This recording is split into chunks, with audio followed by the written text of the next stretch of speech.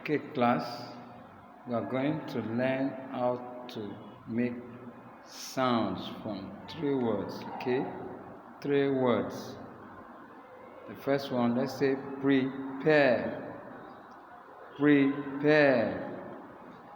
And which sound comes out more? Say air.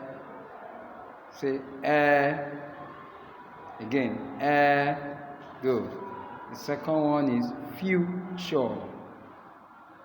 Again, future. Future. Say who. Say who.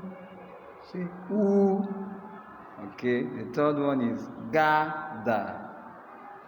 Gather. Now you can say gather. Say Good. So prepare. Good. Future. Who. Gather. Thank you.